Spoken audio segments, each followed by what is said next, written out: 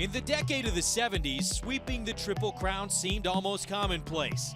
We saw the incomparable Secretariat, the undefeated Seattle Slew, and the tenacious Affirmed all performed the feat within a 6-year span.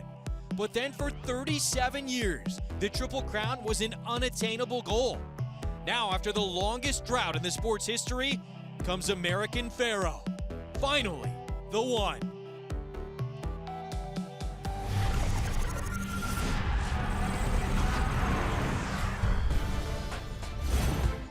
Hello everyone, great to be with you on the Jockey Club Tour on Fox Sports 1 from here in Oceanport, New Jersey at Monmouth Park, where Triple Crown winner American Pharoah on August 2nd will return to the races for the first start since his Belmont Stakes and Triple Crown triumph in the Haskell Invitational, a race that his trainer Bob Baffert has dominated like no other with 7 victories.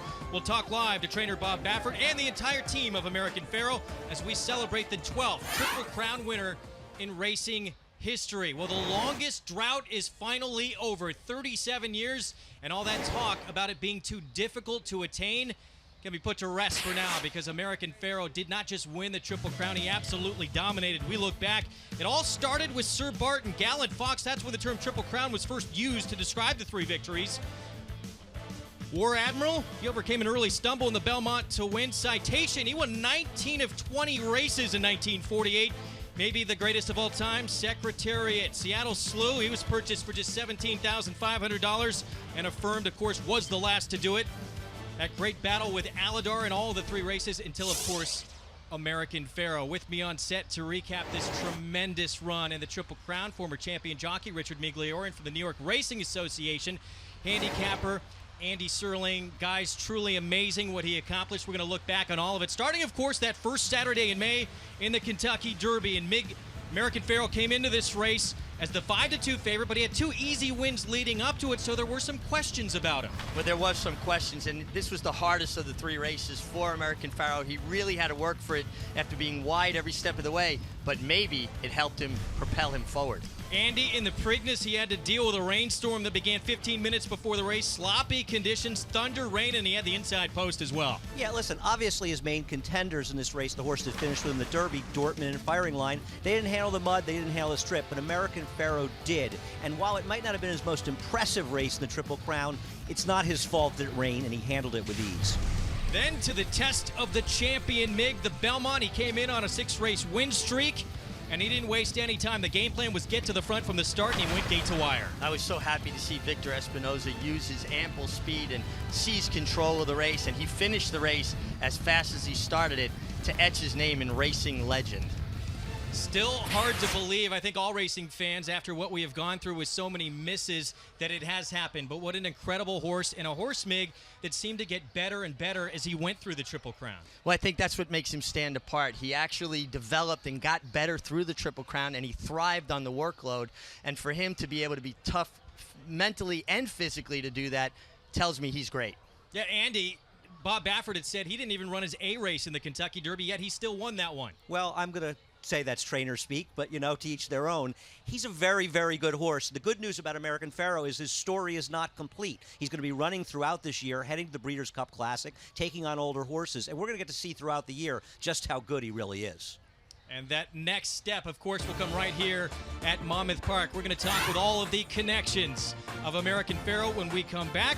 A chat with Ahmed Zayat, Bob Baffert, and we'll hear about Victor Espinoza's story as well when we return on American Pharoah, finally the one.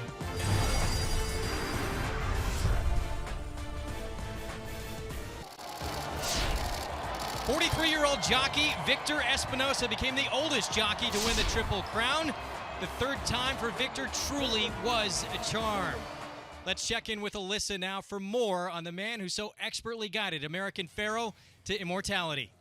Well, Greg, it's not surprising that the Kentucky Derby gave Victor Espinoza the confidence that American Pharoah would win the Triple Crown, but it wasn't the race itself that convinced him. It was what happened after the wire that did.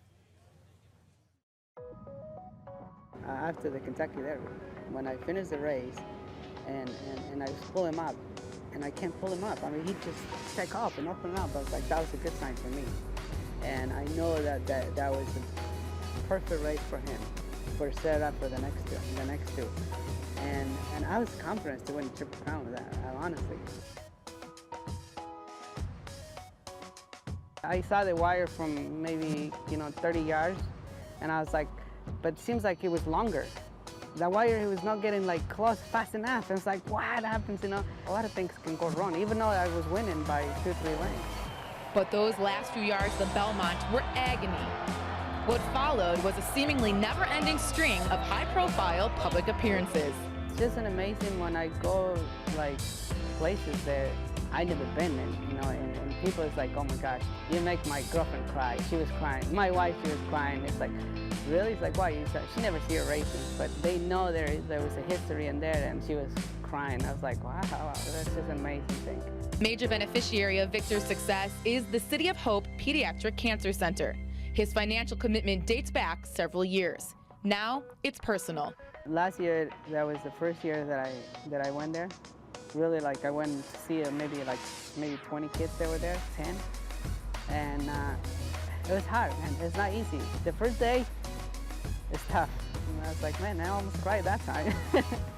Yeah, tears in my eyes. That's the first time I ever have little tears in my eyes. But after that, I went back again. And it was more easy for me.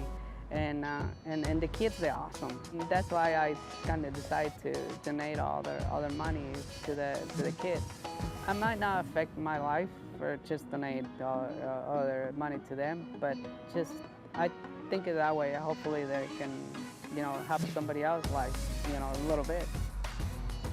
Well, today, Victor is going to be hard at work trying to increase those earnings he shares with the kids. He has multiple stakes mounts down in Florida for Gulfstream Park in the Summit of Speed.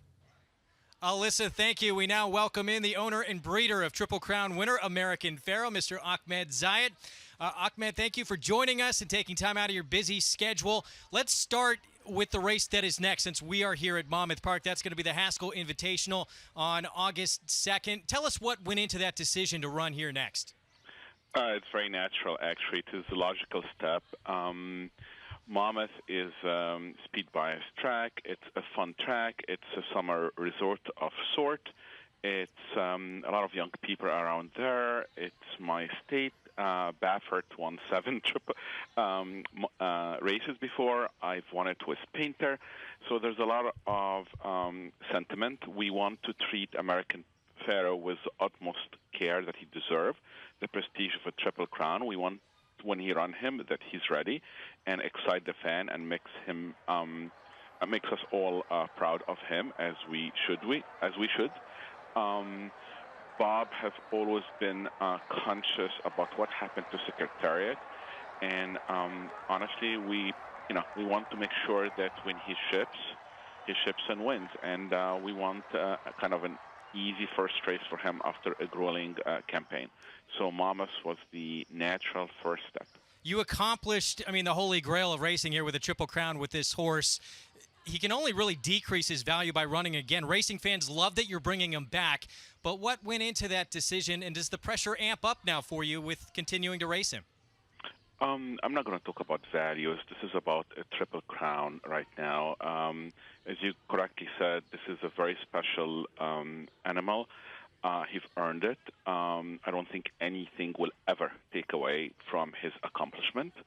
I think that when you have a star, you owe it to the sport and the fan to race him. I'm not worried about values here. I have partners who have purchased their breeding right, who understand the nature of the game. They are passionate. That's why all of us are in it, and we're not going to deprive the public of seeing a champ continuing to thrive. We love that you're bringing him back. Let me ask you about. Hold on. Saying that, it's all going to depend on the horse. If he's not ready, we're not going to run. It's as simple as that. So okay. We have targeted Monmouth as the first logical step, but if he's telling us that he's not ready, we're not going to run. What about this Triple Crown and being able to share it with your family? And your son Justin, too, was such a huge part of the operation. How special was that? It's like not just for my family. As I said, I know that this is incredible. I'm just speaking on behalf of everybody here, but watching even the Baffert family, Bob with his 4 boys and everybody, and watching the fan and people literally coming and saying this horse have inspired us, it gave them more faith in the sport. It's an incredible high that I don't think, Greg, it's actually dawned on me yet. I know that I've won something special, but it's hard just to put it in content here that am I actually the owner and breeder of the Triple Crown. It's incredibly gratifying and thrilling, and I just hope that we continue to see him racing healthy and happy. Well, Mr. Zayat, we appreciate your time. What a tremendous run, and we applaud you, all of racing does, for bringing this horse back, and we're going to see him run hopefully a few more times, culminating in the Breeders' Cup Classic. Best of luck the rest of the way, and congratulations once again. Still to come on the show, we're going to hear from the trainer of American Pharoah, Hall of Famer Bob Baffert, joins us live from California when we return to talk about the Triple Crown campaign.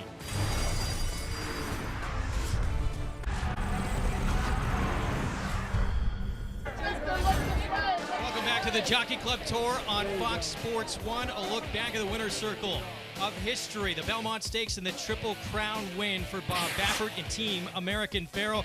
Baffert was saying he was beginning to dislike the Triple Crown trophy. So many close calls. Of course, Silver Charm in 1997, real quiet. The very next year, Baffert said he was in front right before the wire and he was in front right after the wire. Then War Emblem stumbled out of the gate, but it all came to fruition with American Pharoah in 2015, and well worth the wait. So the 4th time, the charm for Hall of Fame trainer Bob Baffert, who joins us now on the show. Bob, thanks for taking some time to be with us. Let's start with what is next, since we are here at Monmouth Park for American Pharoah. It's been announced that he is going to start in the Haskell on August 2nd. What went into that decision? Is it a big part of it because you've dominated that race and won it 7 times? No, I think we've always, with the Zayat family, they're from New Jersey, and we've always loved going to Monmouth Park. And so we've been talking Haskell before he even started running early in the year. So we're always thinking, who's going to be our Haskell horses here? So who would have thought? I had a few of them that I thought I could run, but it looks like it's going to be American Pharoah. I got to spend some time with you Belmont week, and you seem to have really this air of calmness about you. You were so cool, calm, and collected. Was that just because you've been through this experience so many times before, or just because you were supremely confident in your horse? Well, I mean, I think the experience of it all, I was always thought if I got another chance, I got to take full advantage of it. But this horse, he just gave us that. He tipped us off, in the fall last year, and as long as he stayed healthy, and going to the Belmont, the way he'd been training, the way he looked, but there was just something different about this horse. He made us all feel like this could be the one. Yet we didn't want to get our hopes up because we know what the disappointments it can bring. But he gave us all that confidence. Bob, you gave him a well-deserved freshening after the Triple Crown, and we saw he had his first work back last Monday since the Belmont. How much work will he need to get back to optimum fitness? I wouldn't call it a freshening. Believe me, he was working harder when he was bringing him out, showing him to people, taking pictures with him. So, but now he's resting now, and so. We'll just keep him on a weekly schedule up to the Monmouth Park race. Bob, with the Zayats keeping this horse in racing, is the rest of it gravy, or is the pressure going to get turned up for the rest of the year? Well, I think I feel probably a little bit more pressure training him now, because now that he's on, we're on his schedule now. But I think a lot of it is that I have to make sure that when I do run him, I want to make sure he's 100%. And he's hitting on all cylinders. So, if he shows up at the Haskell, that means he's doing extremely well. Well, I mean, you're essentially the king of the sport of kings right now. You win the Triple Crown. You won the Breeders' Cup Classic last year with Bayern. What's left for you to achieve in this game? What motivates you going forward now as a trainer?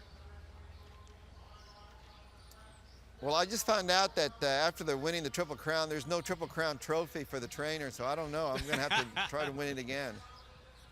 Well, there are a couple of trainers who won it twice, so maybe you can do it. It does, though, keep you motivated, right, to try and keep getting good young horses?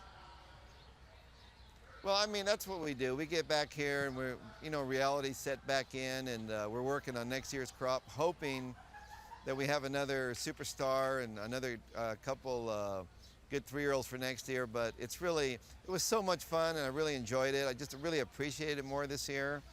And, even Dortmund, I thought he could be a Triple Crown contender earlier in the year. But, we found out it just takes a certain kind of really good horse that can sustain the rigors of racing, and to be able to keep that form up like he did. And he still looks incredibly great. Well, it takes a really good trainer to guide him so expertly through the Triple Crown as you did. Dale Romans called you the greatest trainer in the history of this sport. Many others have echoed that sentiment as well. Horse who had an injury late in his 2-year-old campaign, and you got him ready and accomplished something that had not been accomplished in the longest drought in the history of the sport. Bob Baffert, congratulations. Thanks for spending some time with us. Andy Serling could have trained this horse. I don't know about that. No. You might have picked him in some Triple Crown races as opposed to me, Bob, if you had been a handicapper and I had been the trainer. We'll see you again here at the Haskell on August 2nd. We look forward to that. We're going to take a break in the action. When we come back, we'll take a look at the Triple Crown through the eyes of America's best racing when we come back. Stay tuned.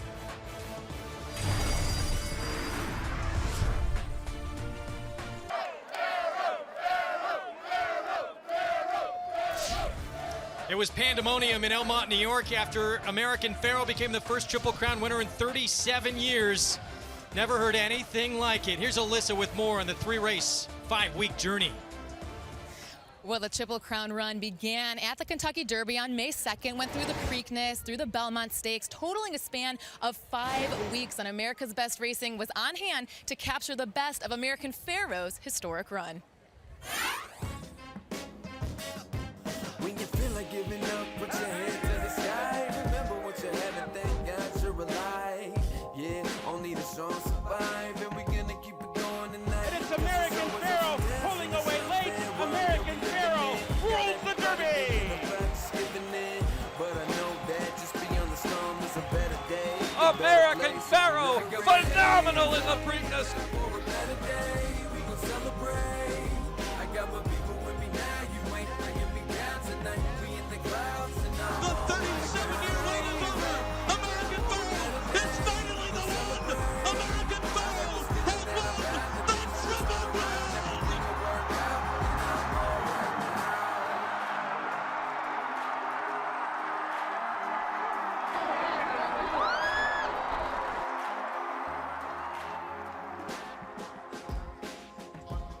For more Triple Crown videos, photos, and blogs, for all the fashion, entertainment, and horse racing news, visit americasbestracing.net. Alyssa, thank you. So this is what you have to wear when you pick against the first Triple Crown winner in 37 years in all 3 races, the dunce cap, Andy Serling. I picked him 3rd in the Belmont Stakes. I want to get a little bit of credit for that. I feel as though everybody's beating me up saying I didn't say he'd finish anywhere. I pick a lot of losers. I'm trying to pick some winners. I was dead wrong about American Pharoah in the Triple Crown. And I'm looking forward to him proving me even further wrong throughout the rest of his career. Yeah, we're getting an opportunity really to see that with potentially maybe 3 races left. He can enhance his reputation even more, right? Well, he can. I mean, he's going to prove what he is. And Ahmed Zayat was right. They can't take the Triple Crown away from him, Greg. He's already won the Triple Crown. The fact is that he can only enhance his reputation, and even if he were to lose, I think running against much tougher, older horses in the Breeders' Cup Classic, we're going to find out what he's made of, right, Richie? Well, yeah, we're going to find out what he's made of. I think we've already found out what he's made of. I think he's a great horse. It's a very difficult thing to do. 3 races in 5 weeks at 3 different distances at 3 different tracks, and he didn't just beat these horses. He was much the best. Can we finally now put this argument to rest now that the format needs to be changed? No, yeah, the Triple Crown is exactly what it was meant to be, and that's hard. It's not broke. It doesn't need to be fixed. It takes an exceptional horse to win all 3 of those races, and this year we saw an exceptional horse. You agree? We saw an exceptional horse, absolutely, and he accomplished something great. I can't say he's a great horse yet. He's got to prove it on the racetrack, and I don't think there's anything wrong with that, and I'm glad he's getting a chance to do it. I think what he did was great. His races were very good, but there's some exceptional older horses running out there right now that have run some races that, in my opinion, might be faster than some races American Pharoah's run. He's got to take them on. He'll get better throughout the year. He may well beat them, and then we'll see how great he really is. And, of course, up next for him, it is the Haskell August 2nd here at Monmouth Park, but that's a race that Baffert has absolutely dominated. He's dominated it for a reason. He's got the right horses here. I don't know how strong the competition will be, but once again, he can go out on the racetrack and show us what he's made of, and he's run some terrific races. But until he faces older horses, which is likely to happen in the Breeders' Cup Classic, I don't think we'll see his biggest test yet. I think he's great. I disagree with all that. I think it's much like Seattle Slew. Everybody didn't give him his credit until he got beat by Exceller in the Jockey Club Gold Cup. American Pharoah's great. I would agree with you. I think many would as well, except for Andy Serling, of course. Thanks for joining us. Still to come, it's another hour of coverage with live racing here on the Jockey Club Tour on Fox Sports 1. We have the Salvatore Mile to come, a grade 3 on the main track.